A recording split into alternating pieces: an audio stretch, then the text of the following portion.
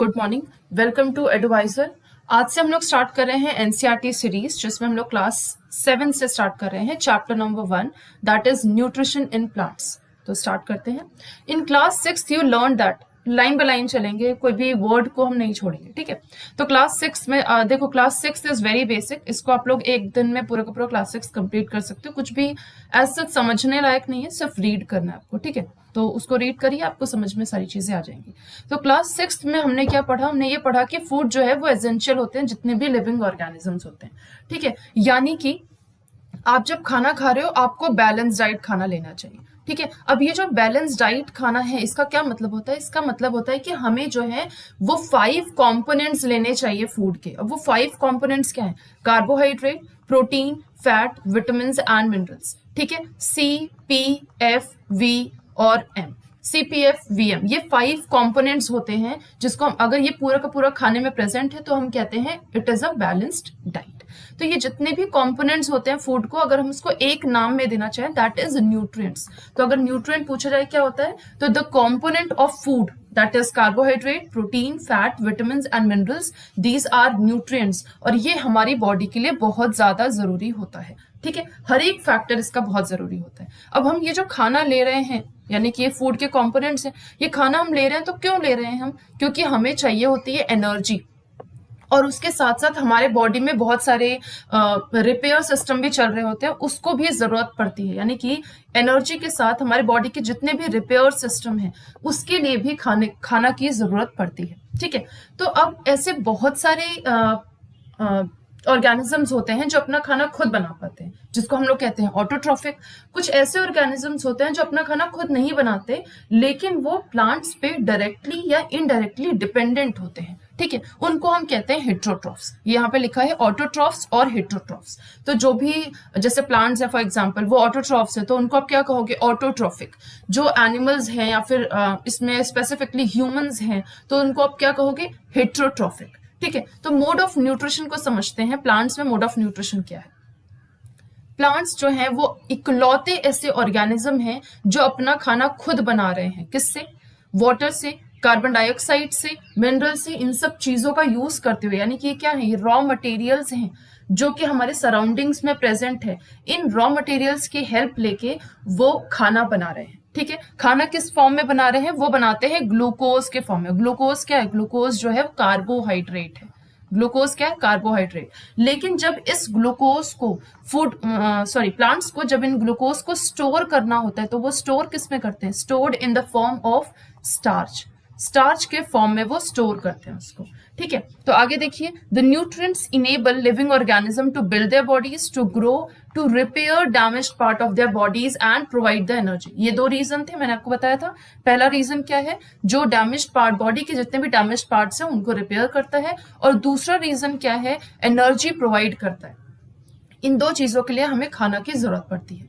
तो यानी कि न्यूट्रिशन को अब अगर इससे हम समझना चाहें, the mode of taking food by an organism and its utilization by the body, ठीक है। यानी जो भी हम खाना ले रहे हैं, जैसे मान लीजिए फॉर एग्जांपल ब्रेड ले रहे हैं, तो ब्रेड को हमारा बॉडी कैसे पचा रहा है, ठीक है, दैट इज न्यूट्रिशन। वो हमारा न्यूट्रिशन कहलाएगा, ठीक है। अब जो भी ऑर्गेनिज्म अपना न्यूट्रिशन खुद बना रहे हैं, ठीक है, जैसे हमने ब्रेड लिया, तो ब्रेड क्या है? ये प्लांट का प्रोडक्ट है ना। तो ये तो प्लांट का प्रोडक्ट है, तो हम क्या कर रहे हैं? हम इनडायरेक्टली जो है प्लांट पे डिपेंडेंट है। सॉरी, इस तरीके से हम डायरेक्टली प्लांट पे डिपेंडेंट हो गए, ठीक है। तो यहाँ पे क्या है? 2 वर्ड देखिए, ऑटोट्रॉफिक। ऑटोट्रॉफिक, ऑटो का मतलब होता है सेल्फ, जो अपना खाना खुद बना रहे, अपना नरिशमेंट खुद कर रहे हैं। ट्रॉफिक का मतलब, ट्रोफोस का मतलब होता है नरिशमेंट, जो अपना नरिशमेंट खुद से कर रहे हैं, तो उनको हम क्या कहेंगे? ऑटोट्रॉफिक। जो अपना नरिशमेंट जो है दूसरों की हेल्प से करवा रहे हैं, दैट इज हेट्रोट्रॉफिक, ठीक है। तो क्या है एग्जाम्पल? प्लांट्स जो है उनको हम क्या कहते हैं? ऑटोट्रॉफ्स, क्योंकि अपना खाना ये खुद बना रहे हैं, ठीक है।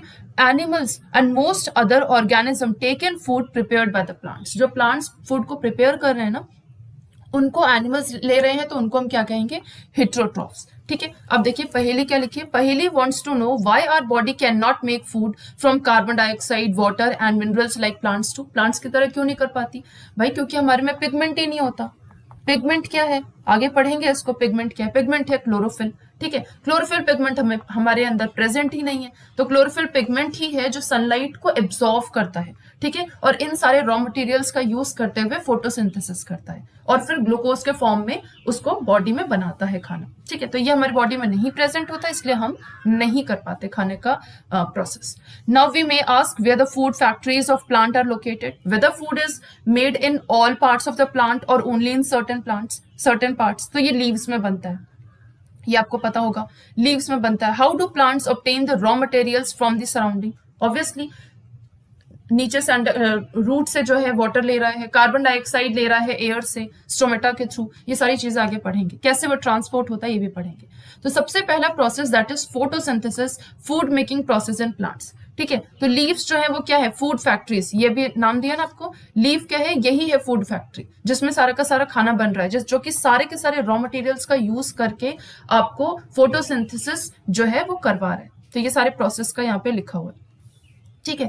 अब जो भी आपका कार्बन डाइऑक्साइड है या जो गैसेस हैं वो कैसे इन एंड आउट होते हैं, यानी कि एक्सचेंज ऑफ गैसेस कैसे होते हैं, लिखा है water and minerals present in the soil are absorbed by the roots उसको एब्जॉर्व करती है, वाटर को और मिनरल्स को, ठीक है। रूट एब्जॉर्व कर रही है फ्रॉम द सॉइल और फिर उसको ट्रांसपोर्ट कर रही है लीव्स को।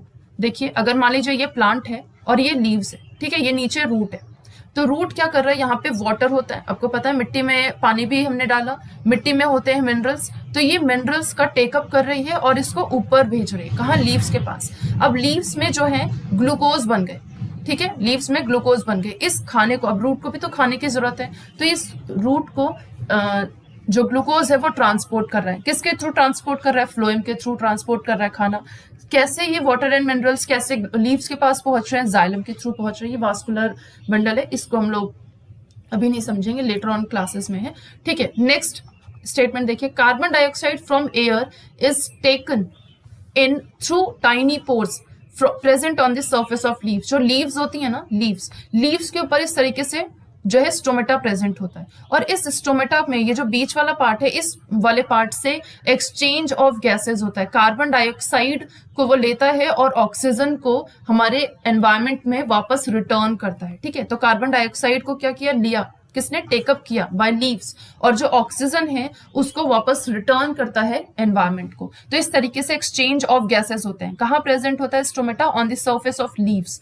These pores are surrounded by guard cells, ये जो दो इसमें बताया था ना, स्टोमेटा है इस तरीके से, ठीक है, यहाँ बीच में ये जो है इनको हम कहते हैं guard cells.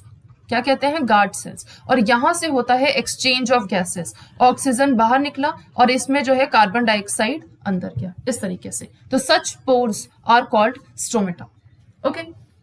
Water and minerals are transported to the leaves by the vessels which run like pipes throughout the root, the stem, the branches and the leaves. एक पाइप होती है जो नीचे से, जैसे आप लोग मोटर सिस्टम देखते हैं ना घर में, तो मोटर सिस्टम में क्या होता है, जो समरसेबल लगा होता है वो नीचे से, बहुत ही नीचे पानी होता है, और उस मोटर से जब आप बिजली से लगाते हो उसको, तो मोटर से वो अंदर से, नीचे से पानी ऊपर आ जाता है, आपके नलके में आ जाता है, ठीक है। तो कैसे आया, एक पाइप के जरिए आया ना, तो यानी कि इतनी एनर्जी लगी कि वो पाइप के जरिए नीचे से ऊपर आ गया, अगेंस्ट द ग्रेविटी ऊपर आ गया वो, ठीक है। तो एक पाइप के जरिए आया। ऐसे ही जो मोटर होता है वो प्लांट्स के जो स्टेम है उसमें भी लगा होता है, ठीक है। एक होता है पाइप जिसको हम लोग कहते हैं जाइलम, और एक पाइप होता है जिसको हम लोग कहते हैं फ्लोएम।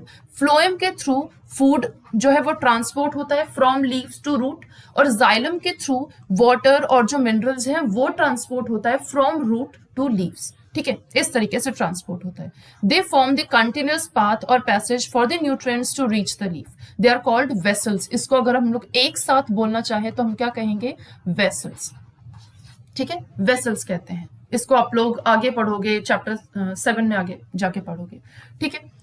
आगे बढ़ते हैं, okay. The leaves have green pigment, देखिए यही ग्रीन पिगमेंट की बात हो रही थी। लीव्स में ये ग्रीन पिगमेंट होता है जिसका नाम क्या है, क्लोरोफिल। अब ये क्लोरोफिल क्या करता है, it helps leaves to capture the energy of the sunlight. Sunlight जो है, मान लीजिए सनलाइट है, तो सनलाइट से फोटोन के फॉर्म में, ठीक है, फोटॉन्स ऑफ लाइट के फॉर्म में ये जो एनर्जी है, इसको कौन ट्रैप करता है, ट्रैप्ड बाय दिस पिगमेंट, ठीक है। इस पिगमेंट के थ्रू ट्रैप होता है, और ये पिगमेंट क्या है, this pigment is known as chlorophyll pigment, उसको ट्रैप करता है, ठीक है। तो energy is use to synthesize food from carbon dioxide and water. तो ये जो फूड की सिंथेसिस हो रही है ना सनलाइट के प्रेजेंस में, इसको हम लोग फोटोसिंथेसिस कहते हैं। And this is the definition of photosynthesis.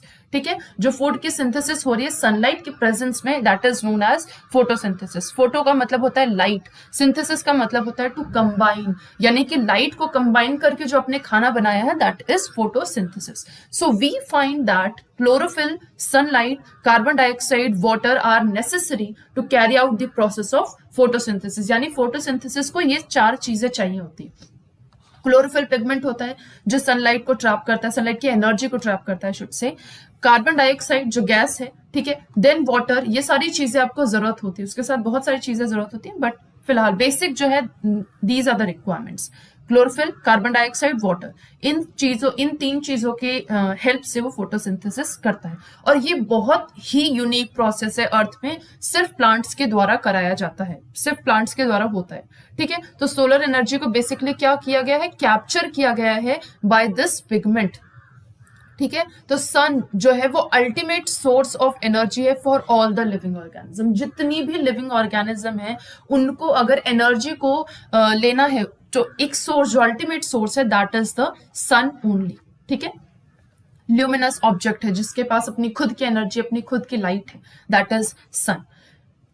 Can you imagine life on earth in the absence of photosynthesis? Obviously not. इसलिए हम लोग को प्लांट्स को कट नहीं करना चाहिए, क्योंकि अगर प्लांट्स नहीं रहेंगे तो कार्बन डाइऑक्साइड जो भी हमारे एनवायरमेंट में आ रहा है उसको कोई ट्रैप नहीं करेगा, और कोई ट्रैप नहीं करेगा तो ऑक्सीजन ही नहीं प्रोड्यूस होगा, और ऑक्सीजन नहीं होगा तो लाइफ का जो संभव है, जो लाइफ है वो असंभव हो जाएगी।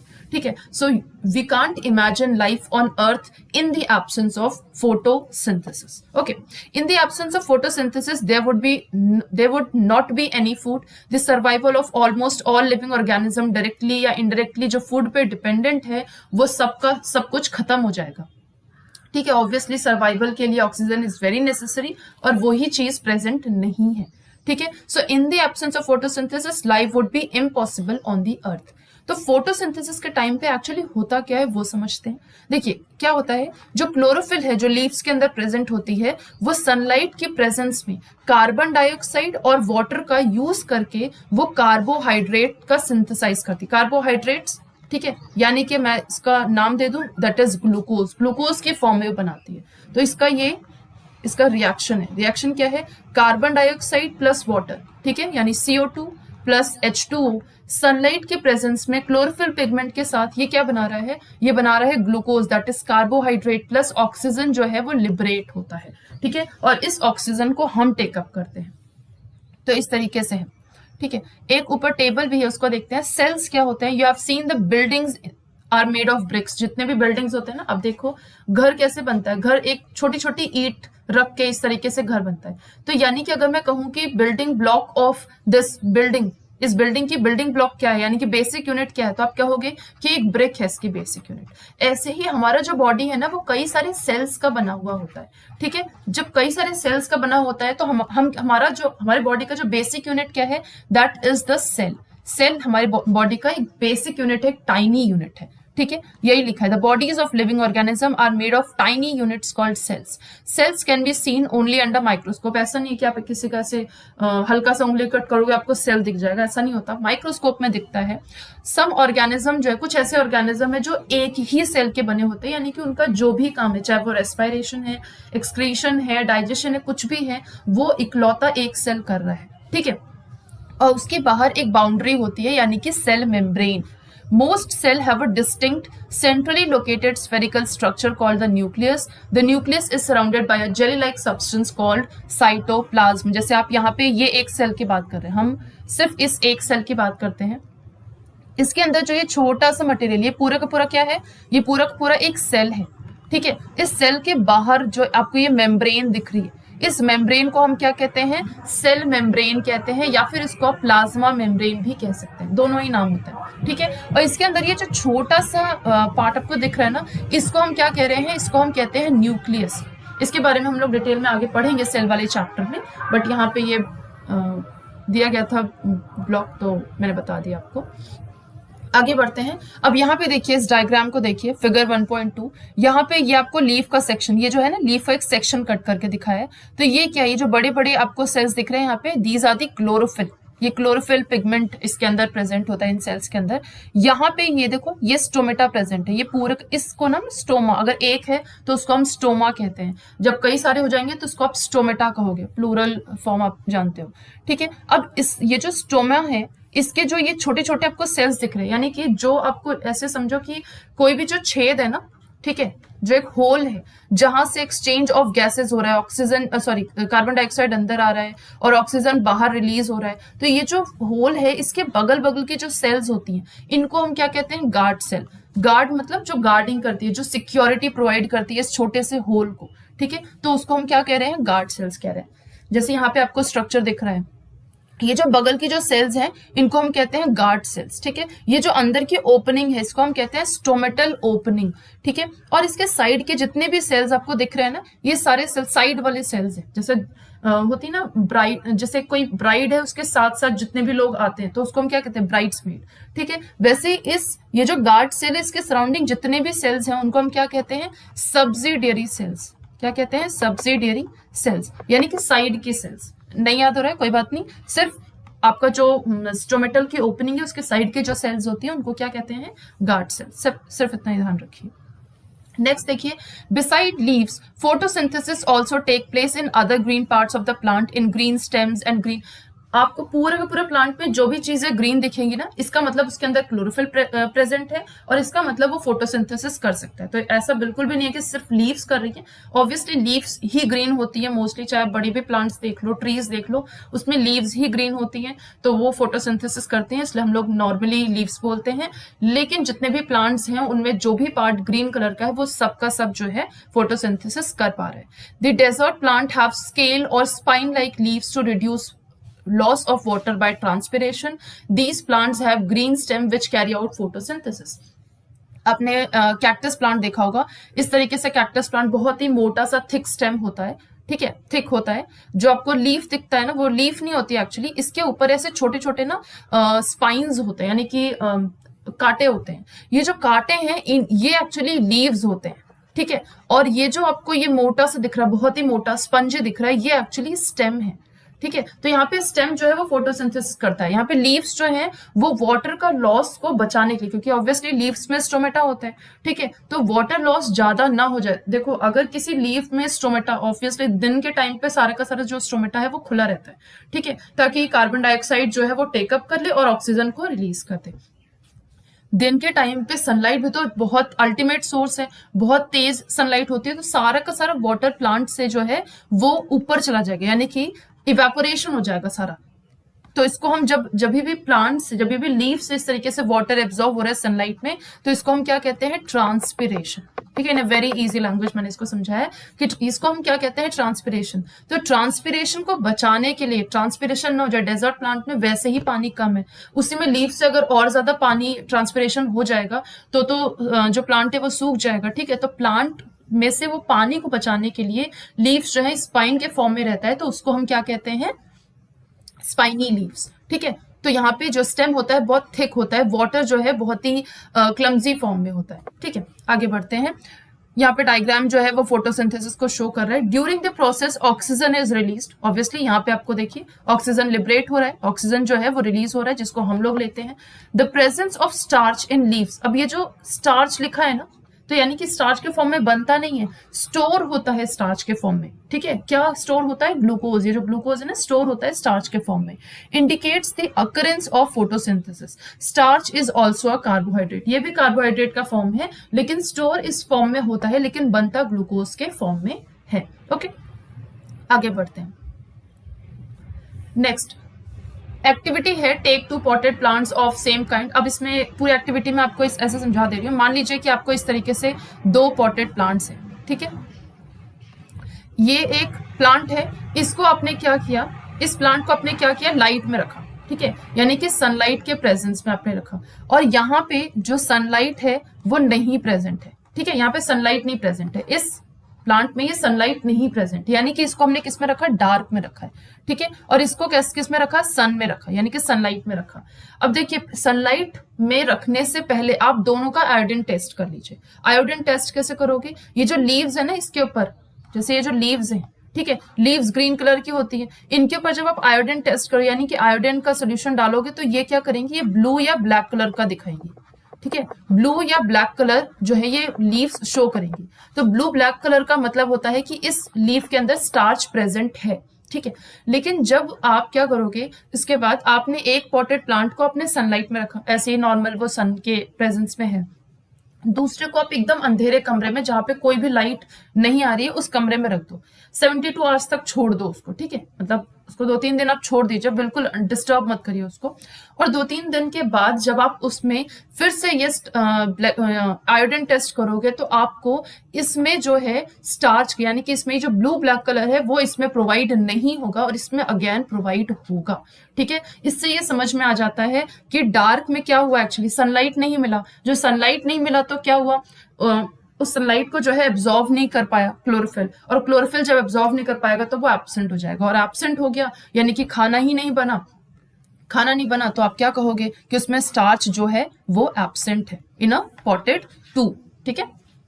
ओके, तो यही चीज एक्टिविटी में है, एक्टिविटी को आप पढ़ लीजिएगा, आपको समझ में आ जाएगा। यहाँ पे ये देखिए आपको ये बहुत सारे दिख जाएंगे, photosynthesis take place in these leaves. आपको मैंने बोला कि ग्रीन कलर के जो होते हैं उसमें फोटोसिंथेसिस होती है, लेकिन आपको ऐसे बहुत सारे लीव्स दिख जाएंगे जो रेड कलर के भी होते हैं, पर्पल कलर के हैं, येलो कलर के हैं, बरगेंडी कलर के भी होते हैं। ये जितने भी कलर्स हैं, ऐसा बिल्कुल भी नहीं है कि ये कलर्स अगर लीव्स में प्रेजेंट है तो उसमें फोटोसिंथेसिस नहीं होगा, ऑब्वियसली होगा, क्लोरोफिल पिगमेंट है, बट यहाँ पे ये कलर्स ज्यादा डोमिनेंट है, बस यहाँ पे सिंपल से ये चीज है। You often see slimy green patches in the ponds और stagnant water bodies. These are generally formed by the growth of organism called algae.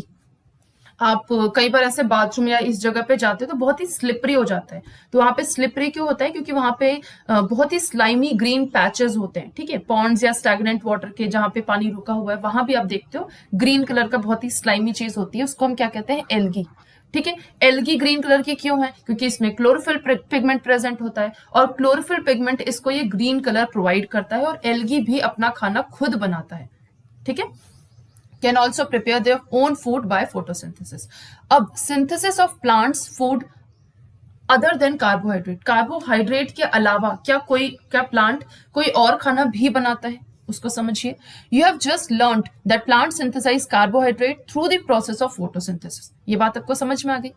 The carbohydrate are made of carbon, hydrogen and oxygen. इन तीन चीजों का बना है। एक तो इसमें carbon है, दूसरा इसमें हाइड्रोजन है, और तीसरा इसमें ऑक्सीजन है। इन तीन चीज का बना है। These are used to synthesize other components of food such as proteins and fats. ठीक है, आपने बहुत सारे प्रोसेसेस देखे होंगे, ग्लूकोज से किस तरीके से प्रोटीन्स बन रहा है, या प्रोटीन से किस तरीके से ग्लूकोज बन रहा है, ये सारी चीजें देखी है आपने, ठीक है। तो यस, इन कंपोनेंट्स, ये दूसरे कंपोनेंट्स भी बनते हैं इन फोटोसिंथेसिस के अलावा, फोटोसिंथेसिस से यानी कि ग्लूकोज से, but proteins are nitrogenous substance which contain nitrogen, ठीक है। तो अब ये जो प्लांट्स हैं उनको नाइट्रोजन कैसे मिलता है, यानी कि प्लांट्स जो है वो प्रोटीन्स भी तो बना रहे हैं ऑब्वियसली, क्योंकि ये प्लांट्स में हमने क्या कहा कि हमें खाने में तो 5 चीजें चाहिए ना, ग्लूकोज भी चाहिए, मतलब कार्बोहाइड्रेट्स भी चाहिए, प्रोटीन, फैट, विटामिन, मिनरल, सब कुछ चाहिए।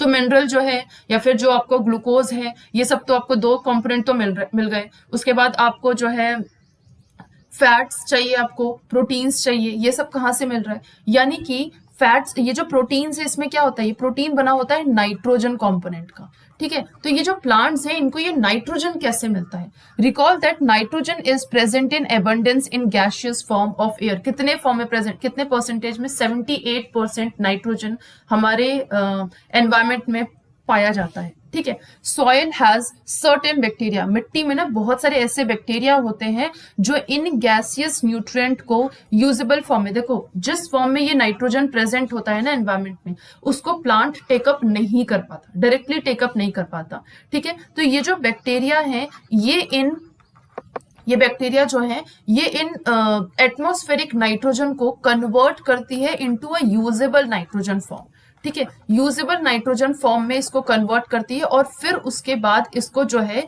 प्लांट्स टेकअप करते हैं, ये आपको समझना है। तो यहाँ पे क्या लिखा है, into a usable form and release it into the soil. ठीक है, तो यहाँ पे क्या हुआ है, बैक्टीरिया ने इसको अनयूज्ड नाइट्रोजन को यूजेबल नाइट्रोजन के फॉर्म में कन्वर्ट किया। These are absorb by the plants, और उसको प्लांट एब्जॉर्ब करता है along with water. Also you might have seen farmers adding fertilizer, even जो farmers हैं वो fertilizer भी प्रोवाइड कर रहे हैं। ठीक है, NPK याद होगा, नाइट्रोजन, फॉस्फोरस और पोटेशियम, ये 3 चीजों के फॉर्म में वो जो है फर्टिलाइजर जो होता है वो मिट्टी में डालते हैं, ताकि अगर नाइट्रोजन का डेफिशिएंसी हो या फॉस्फोरस या पोटेशियम की डेफिशिएंसी हो तो वो प्लांट्स टेकअप कर लें इन दिस फॉर्म। ठीक है, तो ये फर्टिलाइजर्स के फॉर्म में भी ऐड किया जाता है to the soil. In this way the plants fulfil their requirement of nitrogen along with the other constituent. ठीक है, अब देखो यहाँ पे ये बैक्टीरिया, ऐसा कौन सा बैक्टीरिया है जो इस एटमॉस्फेरिक नाइट्रोजन को यूजेबल नाइट्रोजन फॉर्म में कन्वर्ट करता है, दैट इज राइजोबियम। ठीक है, उस बैक्टीरिया का नाम क्या है, rhizobium. Okay, next, other modes of nutrition in plants. दूसरे मोड क्या है, there are some plants which do not have chlorophyll. बहुत सारे ऐसे प्लांट्स होते हैं जिनमें क्लोरोफिल नहीं प्रेजेंट होता है। ठीक है, और वो अपना खाना खुद नहीं बना पाते, है ना, ऐसे प्लांट्स भी होते हैं। तो they do, how do they survive and where do they derive nutrition, तो उनको न्यूट्रिशन कहाँ से मिल रहा है। जैसे कि ह्यूमंस होते हैं, जैसे कि एनिमल्स होते हैं, वो जैसे प्लांट्स पे डिपेंडेंट होते हैं। तो इस तरीके से ये जो प्लांट्स हैं जो अपना खाना खुद नहीं बना रहे हैं, ये भी हेट्रोट्रॉफिक मोड ऑफ न्यूट्रिशन को जो है वो अप्लाई करेंगे, इस तरीके से वो करेंगे। ठीक है, आपने कई बार देखा होगा येलो वायरी branched structure twinning around the stem. जैसे मान लीजिए कोई एक ट्री की जो ब्रांच है, ठीक है, जैसे मान लीजिए ये ट्री है और इस ट्री की कोई एक ब्रांच है, तो आपने ऐसे देखा होगा येलो कलर की कोई चीज ना इसके ऊपर ऐसे ट्विन कर रही होती है, बहुत सारे ऐसे जगह पे होती है। ठीक है, ये जो येलो ब्रांच होता है ना, इसको हम कहते हैं कस्क्यूटा। अब ये कस्क्यूटा क्या है, ये जो है पैरासाइट है। ठीक है, पैरासाइट है। जिस भी जगह पे, जिस भी प्लांट में इस तरीके से येलो कलर का वायरी स्ट्रक्चर उसके ऊपर प्रेजेंट होगा ना, वो पूरा का पूरा इस प्लांट के न्यूट्रिशन को ले लेगा, खुद फ्लरिश करेगा, और ये प्लांट धीरे धीरे इसमें विल्टिंग हो जाएगी, धीरे धीरे प्लांट खत्म हो जाएगा। ठीक है, तो कस्क्यूटा है ये। This is the plant called Cuscuta, जिसको आप लोग हिंदी में अमरबेल भी कहते हो। ठीक है, इसमें क्लोरोफिल पिगमेंट नहीं प्रेजेंट होता है, येलो कलर का होता है, लेकिन इसमें क्लोरोफिल पिगमेंट नहीं होता। तो ये रेडीमेड फूड लेता है प्लांट से, जिसके ऊपर भी ये क्लाइंब करता है। तो यानी कि जैसे मान लीजिए कि ये प्लांट है जिसके ऊपर ये कस्क्यूटा ने इस तरीके से ट्विन किया हुआ है।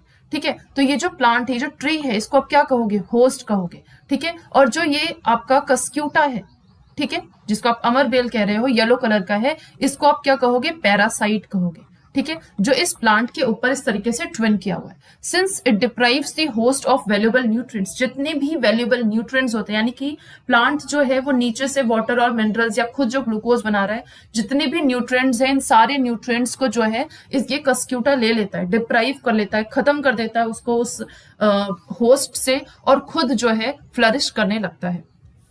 कस्क्यूटा क्या है, इट इज द पैरासाइट, अभी बताया। Are we and other animals also kind of parasites, क्या हम भी पैरासाइट्स हैं? हम पैरासाइट्स नहीं है, हम उनसे डायरेक्टली हम सीधे उस चीज को खा जाते हैं, हम उसको नुकसान नहीं पहुंचाते। ठीक है, तो हम पैरासाइट नहीं कहलाएंगे। कस्क्यूटा अमरबेल, ये देखिए आपको ये प्लांट है, ठीक है, इसके ऊपर आपको ये येलो कलर की वायरी स्ट्रक्चर दिख रहा है ना, ये जो येलो कलर का स्ट्रक्चर है, इसको आप क्या कहोगे, इसको आप कहोगे अमरबेल।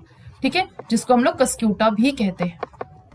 ठीक है, ओके, नेक्स्ट देखते हैं। Have you seen or heard of plants that can eat animals? अब ये नेक्स्ट, ये तो बात हो गई कस्क्यूटा की, जो पूरी तरीके से पैरासाइट है। ठीक है, अब कुछ ऐसे प्लांट्स होते हैं जो एनिमल्स को खाते हैं। ठीक है, तो एनिमल्स यानी कि इंसेक्ट्स को खाते हैं, तो ऐसे प्लांट्स को हम क्या कहते हैं, ऐसे प्लांट्स को हम कहते हैं इंसेक्टिवोरस। इंसेक्टिवोरस, जो कि ऐसे प्लांट्स जो इंसेक्ट्स को खाते हैं। There are few plants which can not trap insects and which can trap insects and digest them. ठीक है, Is it not amazing? Obviously it is amazing. Such plants may look green or of other color. वो green colour के भी हो सकते हैं, किसी और कलर के भी हो सकते हैं। वो क्या है, insectivorous plants. The pitcher plant, insectivorous का कोई एक एग्जाम्पल अगर आपको जानना है, दैट इज पिचर प्लांट। ठीक है, पिचर लाइक और जग लाइक स्ट्रक्चर, यहाँ पे आपको ये दिख रहा है, ये jug like structure, it is the modified part of the leaf.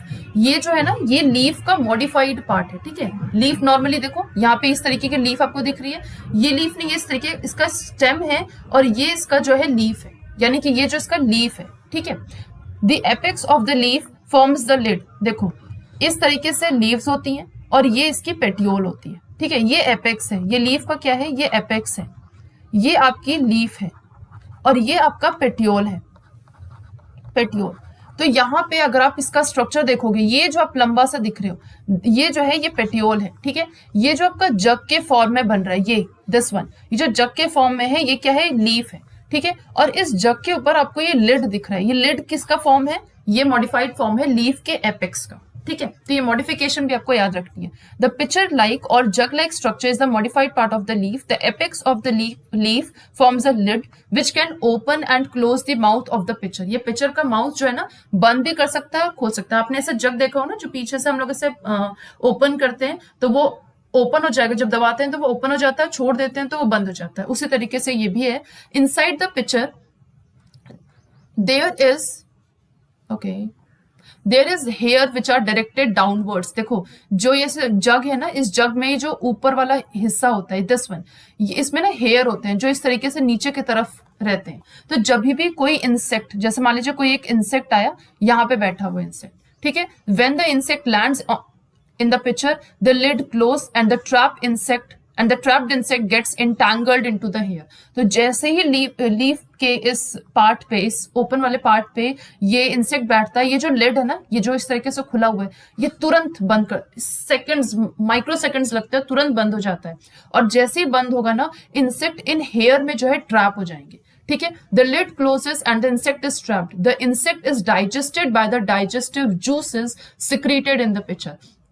जैसे ही ये इंसेक्ट अंदर गया, ये हेयर से इंटैंगल्ड हुआ, यानी कि हेयर में फंस गया, तुरंत ये जो पिचर प्लांट है ना, अंदर जो है डाइजेस्टिव जूसेस सिक्रीट करने लगते हैं। ये जो डाइजेस्टिव जूसेस है ना, इस डाइजेस्टिव जूसेस क्या होते हैं, ये एसिडिक होते हैं, ठीक है। इन एसिड में ये जो इंसेक्ट है पूरी तरीके से ट्रैप हो जाता है और धीरे धीरे डाइजेस्ट होने लगता है, ठीक है। तो इस इंसेक्ट के जितने भी न्यूट्रिएंट्स होते हैं वो इस पिचर प्लांट उसको एब्जॉर्व कर लेता है। Such insect eating plants are called as insectivorous plant. तो ऐसे प्लांट को हम क्या कहेंगे, जो इंसेक्ट को खाते हैं, क्या कहेंगे, इंसेक्टिवोरस। अब ये पूरे के पूरे इंसेक्ट्स को खा नहीं जाते, उसको एब्जॉर्व किया और थोड़ी देर में ना ये जग उल्टा हो जाता है, तो जो इंसेक्ट, जो उसका बचा हुआ मटेरियल है, वो सब बाहर गिर जाता है, ठीक है। Is it possible that such plants do not get all the required nutrients from the soil in which they grow. यानी कि जो पिचर प्लांट होता है उसमें वो सारे न्यूट्रिएंट्स नहीं, बेसिकली ना ये नाइट्रोजन के लिए करता है, क्योंकि जिस भी जगह पे पिचर प्लांट ग्रो करता है वहां पे नाइट्रोजन की डेफिशिएंसी होती है, तो नाइट्रोजन नहीं इसको मिल पाता है, इस वजह से वो इस तरीके से इंसेक्ट्स को खाते हैं, ठीक है। अब सैप्रोट्रॉफ्स क्या होता है, आपने मशरूम देखा होगा या फिर ऐसे प्लांट्स देखे होंगे जो कि जैसे ब्रेड है, ब्रेड के ऊपर भी आपको फंगस दिख जाता होगा, ठीक है। वो सब क्या होते हैं, वो सब फंजाई होते हैं, यानी कि वो सब सैप्रोफाइट्स होते हैं जो किसी भी डेड या डिकेइंग पे ग्रो करने लगते हैं, ठीक है। ये क्या है, fluffy umbrella like patches growing in moist soil. या कई बार आपने मशरूम भी देखा है, आपने मशरूम कहाँ पे, जैसे जो डंग होता है उसके ऊपर वो ग्रो करता है, या फिर जो सड़ी हुई लकड़ियां होती है उसके ऊपर वो रेनी सीजन में ग्रो कर जाता है, व्हाइट कलर का होता है, ठीक है। उसमें भी बहुत सारे न्यूट्रिएंट्स होते हैं, ठीक है। या फिर उसमें भी कई सारे ऐसे न्यूट्रिएंट्स होते हैं जो नहीं होते, जिसके लिए वो वहां ग्रो करता है, ठीक है। तो यहाँ पे एक एक्टिविटी है जिसमें अपने ये ब्रेड है, ब्रेड को आप मॉइस्ट करके उसको छोड़ दीजिए कुछ दिन के लिए, 2-3 दिन के लिए, आपको उसके ऊपर बहुत ही फ्लफी पैचेस दिखने लगेंगे, जो कि एक्चुअली क्या है, मैग्नीफाइंग ग्लास से देखोगे तो वो क्या है, वो फंजाई हैं। तो कौन से ऑर्गेनिज्म ग्रो कर गई, जो ब्रेड है ना, ब्रेड के ऊपर देखो ये ग्रो कर गया, धीरे धीरे ये इस तरीके से ग्रो कर गया 2-3 दिन में मॉइस्ट ब्रेड पे। नहीं भी मॉइस्ट आप छोड़ोगे, वो ब्रेड में एक मॉइस्चर होता ही है, आप उसको छोड़ दीजिए, एक्सपायरी डेट के बाद छोड़ दीजिए, अपने आप इस तरीके से ग्रो कर जाएगा। तो ये ऑर्गेनिज्म क्या कहलाते हैं, इनको हम कहते हैं फंजाई, ठीक है। फंजाई का जो मोड है वो डिफरेंट मोड है, यानी कि ये क्या करेंगे, they absorb nutrients from the bread, ये ब्रेड से उन न्यूट्रिएंट्स को एब्जॉर्व कर रहे हैं। This mode of nutrition in which the organism take in nutrients from dead and decaying matter. देखो इस ब्रेड में तो कोई लाइफ नहीं है ना, तो ये ऐसे ऑर्गेनिज्म से अपना न्यूट्रिएंट्स लेते हैं जो ऑलरेडी मरे हुए हैं, ठीक है, डेड है या फिर डिके कर रहे हैं, जो सड़ रहे हैं, ऐसे पे अगर कोई अपना न्यूट्रिएंट लेता है तो उसको हम कहते हैं सैप्रोट्रॉफिक न्यूट्रिशन। यानी कि this mode of nutrition in which organism take in nutrients from dead and decaying matter. जब भी ये वर्ड आएगा हमेशा ध्यान रखना, उसको हम क्या कहेंगे, सैप्रोट्रॉफ्स या सैप्रोफाइट्स, ठीक है। सैप्रोट्रॉफिक न्यूट्रिशन इस न्यूट्रिशन को कहते हैं। ऐसे ऑर्गेनिज्म जो सैप्रोट्रॉफिक मोड ऑफ न्यूट्रिशन करते हैं उनको क्या कहेंगे हम, सैप्रोट्रॉफ्स, ओके आगे, fungi also grow on pickles, leather, clothes and other articles that are left in hot and humid weather for long time. Even belt में भी इस तरीके से वो ग्रो कर जाते हैं। रेनी सीजन में मॉइस्ट नॉर्मली वो ग्रो कर जाते हैं क्योंकि उसमें मॉइस्ट होता है, ठीक है। और ये जो फंगल के, आपने देखा होगा फंगल के स्पोर्स, जो उसके स्पोर्स होते हैं ना, अगर एक जगह फंगस है तो पूरे पूरे ब्रेड में वो फैल जाता है। कैसे फैलता है? उसके जो स्पोर्स हैं वो स्प्लिट हो जाते हैं और एयर के प्रेजेंस में वो जो है कहीं भी लैंड कर जा रहे हैं। तो जहां भी लैंड कर जाएंगे वहां पे अगर मॉइस्ट होगा तो फेवरेबल कंडीशन में वो वहां भी ग्रो कर जाएंगे, ठीक है। यही चीज बोला है, wet and warm things they germinate and grow. Okay, next, some organism live together. अब ये दूसरे ऑर्गेनिज्म की बात करी जा रही है, ठीक है।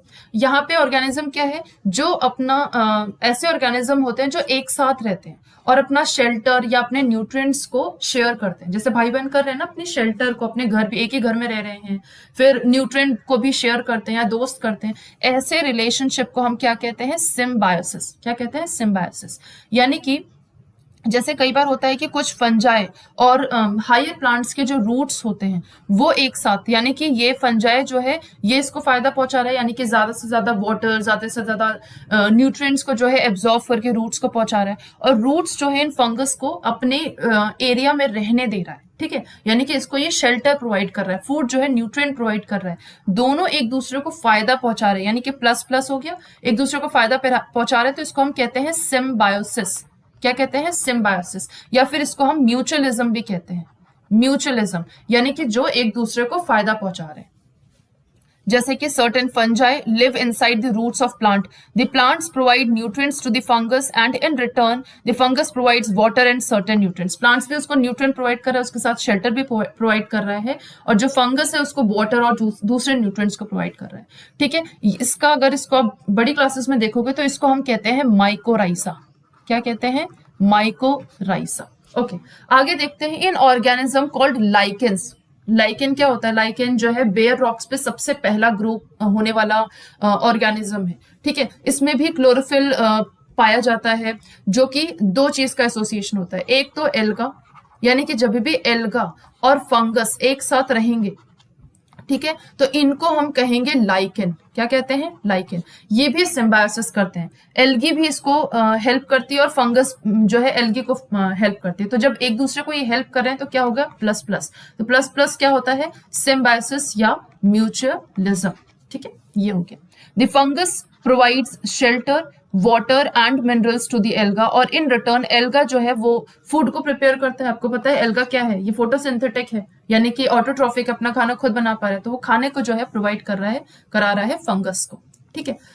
अब ये जो न्यूट्रिएंट्स होते हैं वो रिप्लेनिश सॉइल, जैसे सॉइल से प्लांट्स ने टेकअप तो कर लिया, दोबारा सॉइल में, अब उस सॉइल से वो न्यूट्रिएंट्स चले गए, तो वापस वो न्यूट्रिएंट्स सॉइल में जाते कैसे हैं, ठीक है, वो पढ़ते हैं। Have you seen farmers spreading manure and fertilizers? Manure डालते हैं, फर्टिलाइजर्स डालते हैं फील्ड्स में, ठीक है, या जो गार्डनर्स होते हैं लॉन्स में ये सारी चीजें डालते हैं। तो आपने क्या देखा कि plants absorb mineral and nutrients from the soil, ठीक है। प्लांट्स ने इन सारी चीजों को एब्जॉर्व कर लिया, तो सॉइल में उनका अमाउंट जो है वो कम होता जा रहा है। तो जब भी आप सॉइल में फर्टिलाइजर या फिर मेन्योर डालते हो तो वो दोबारा से न्यूट्रिएंट्स जो है वो सॉइल में चले जाते हैं।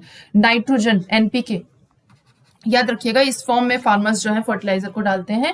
Nitrogen, potassium and phosphorus, these nutrients need to added from time to time. लगातार इसको ऐड करना चाहिए टू एनरिच द सॉइल, ताकि सॉइल में न्यूट्रिएंट्स की कमी ना हो। अगर न्यूट्रिएंट्स की डेफिशिएंसी हो जाएगी तो जो भी आप उसमें प्लांट्स ग्रो करा रहे हो वो ग्रो नहीं कर पाएंगे बेहतर तरीके से। So we can grow plants and keep them healthy if we can fulfil the nutrient requirement of the plants. Usually जो क्रॉप प्लांट्स होते हैं ना वो बहुत सारे न्यूट्रिएंट्स को, नाइट्रोजन को एब्जॉर्व करते हैं, और सॉइल में नाइट्रोजन की डेफिशिएंसी होती है, ठीक है। तो नाइट्रोजन गैस तो बहुत ज्यादा प्रेजेंट होता है। तो एक बैक्टीरिया है जिसका नाम मैंने ऑलरेडी आपको बता दिया है, राइजोबियम बैक्टीरिया। वो क्या करेगा? इस एटमॉस्फेरिक नाइट्रोजन को, जिसको यूज नहीं कर सकता प्लांट, ठीक है, एटमॉस्फेरिक नाइट्रोजन को कन्वर्ट करता है इनटू अ यूजेबल फॉर्म, ठीक है। राइजोबियम जो है अपना खाना खुद नहीं बना पा रहा, तो राइजोबियम क्या? इट्स अ बैक्टीरिया, ठीक है, अपना खाना खुद नहीं बना पा रहा है, लेकिन ये प्लांट्स की, जैसे मान लीजिए ये एक प्लांट है ठीक है, तो राइजोबियम अंदर प्रेजेंट है, यहाँ पे कोई एक राइजोबियम बैक्टीरिया है, तो ये अपना खाना खुद नहीं बना पा रहा, लेकिन ये क्या कर सकता है, ये नाइट्रोजन को, एटमॉस्फेरिक नाइट्रोजन को यूजेबल फॉर्म में कन्वर्ट कर सकता है। अब ये यूजेबल फॉर्म में नाइट्रोजन को इसने कन्वर्ट किया, तो ये नाइट्रोजन को लिया प्लांट्स ने, और प्लांट्स ने अपना खाना इस बैक्टीरिया को दे दिया। तो इस तरीके से काम होता है। So it often lives in the roots of gram, peas, moong, beans and other legumes and provide them with nitrogen. तो जितने भी लेग्यूमिनस प्लांट्स होते हैं, ठीक है, जितने भी लेग्यूमिनस प्लांट्स यानी कि दलहन जो होती हैं, ठीक है, दालें जो होती है जैसे ग्राम, पीस, मूंग, बीन्स, ये जितने भी लेग्यूम्स हैं, उनके रूट में आप जब देखोगे ना, आप उनके रूट आपको दिखेंगे थोड़े से पिंकिश कलर के और इस तरीके से हल्के से स्वेल दिखेंगे। तो ये स्वेलिंग में क्या है, इस स्वेलिंग में एक्चुअली एक बैक्टीरिया प्रेजेंट है। कौन सा बैक्टीरिया? राइजोबियम। अलग अलग बैक्टीरिया प्रेजेंट हो सकता है, एक बेसिक एग्जांपल है राइजोबियम। और ये राइजोबियम क्या करता है, इस एटमॉस्फेरिक नाइट्रोजन को कन्वर्ट करता है। तो इन रिटर्न जो प्लांट्स है वो ये प्लांट क्या दे रहा है, ये प्लांट इसको फूड दे रहा है और इसके साथ शेल्टर भी दे रहा है। देखो अपने रूट्स में इस बैक्टीरिया को अंदर रख रखा है, तो शेल्टर भी दे रहा है और फूड भी दे रहा है। और ये जो बैक्टीरिया है ये इनको in return usable form of nitrogen दे रहे हैं, ठीक है। तो ये भी जो है सिम्बायोटिक रिलेशनशिप ही है, और फार्मर्स के लिए सबसे ज्यादा जरूरी सिम्बायोटिक यही है। They can reduce the use of nitrogenous fertilizer. जो भी जब भी लेग्यूमिनस प्लांट्स होते हैं ना, तो उनको आपको नाइट्रोजनस कोई भी फर्टिलाइजर देने की जरूरत नहीं पड़ती। या फिर नॉर्मली भी हम ये कर सकते हैं कि हम क्रॉप रोटेशन करते हैं, एक बार वीट हमने ग्रो कराया, उसके बाद हम कोई भी लेग्यूमिनस प्लांट्स ग्रो कराएं, तो जो भी न्यूट्रिएंट डेफिशिएंसी हो गई है या नाइट्रोजन की डेफिशिएंसी हो, वो दोबारा से रिप्लेनिश हो जाएगी सॉइल में, और दोबारा से आप उसमें वीट ग्रो कराएंगे तो बेहतर तरीके से वीट ग्रो होगा, ठीक है। यहाँ पे है they can reduce the use of nitrogenous fertiliser where leguminous plants are grown. Most of the pulses dal और ऑब्टेन फ्रॉम लेग्यूमिनस प्लांट्स। तो हमने इस प्लांट पे क्या सीखा कि बहुत सारे ऐसे प्लांट्स होते हैं जो ऑटोट्रॉफ्स होते हैं, ठीक है। कुछ ऐसे प्लांट्स जो होते हैं वो पैरासिटिक भी होते हैं, ठीक है, या कुछ सैप्रोफाइट्स भी होते हैं। ऑटोट्रॉफिक जैसे कि आपके नॉर्मली जितने भी प्लांट्स हैं, मोस्ट ऑफ द प्लांट्स, ऐसे लिख सकते हो, मोस्ट ऑफ द प्लांट्स वो ऑटोट्रॉफिक ही होते हैं, ठीक है। प्लस इसके साथ एल्गी भी हैं, ठीक है, जो हमने यहाँ पे पढ़ा है। फिर पैरासिटिक होते हैं जैसे कि कस्क्यूटा है। सेप्रोफाइट्स जैसे कि फंजाई, ठीक है। They derive nutrition from other organism. All animals are categorise. जितने भी एनिमल्स हैं ना वो हेट्रोट्रॉफ्स हैं। अब हमने एनिमल्स के बारे में इसमें नहीं पढ़ा है, तो वो चैप्टर नंबर 2 है कि न्यूट्रिशन एंड एनिमल्स वो कैसे होगा। तो they depend on plants and other animals for food. So हम लोग कह सकते हैं कि जो इंसेक्टिवोरस प्लांट्स हैं वो पार्शियल हेट्रोट्रॉफ्स हैं। तो यस, वो पार्शियल हेट्रोट्रॉफ्स है क्योंकि ऑब्वियसली वो डिपेंड कर रहे हैं एनिमल्स पे भी, ठीक है। सो विद दिस ये चैप्टर कंप्लीट होता है। इसके कुछ एक्सरसाइजेस कर लेते हैं, जो क्वेश्चंस है वो आप लोग कर लोगे। फिल इन द ब्लैंक्स देखते हैं। Green plants are called, green plants को क्या कहते हैं, हम लोग कहते हैं ऑटोट्रॉफ्स, क्योंकि ये अपना खाना जो है खुद सिंथेसाइज कर सकते हैं। Next question, the food synthesized by the plant is stored as in the form of starch. लेकिन अगर बोला जाता कि वो बनता किस फॉर्म में, तो होता glucose. In photosynthesis solar energy absorbed by the pigment. कौन से पिगमेंट से एब्जॉर्ब होती है, दैट इज क्लोरोफिल पिगमेंट से एब्जॉर्ब होती है। Next, during photosynthesis plants take in, क्या चीज को वो टेकअप, कौन सी गैस को लेता है, कार्बन डाइऑक्साइड, और कौन सी गैस रिलीज करता है, that is oxygen.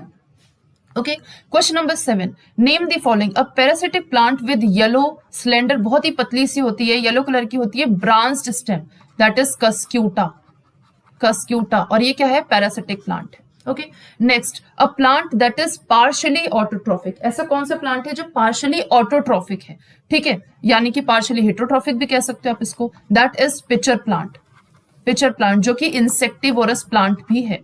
Next, the pores through which leaves can exchange gases, जिसमें कार्बन डाइऑक्साइड को वो टेक इन करता है और प्लस ऑक्सीजन को वो लिबरेट कर रहा है, that pore is known as stomata.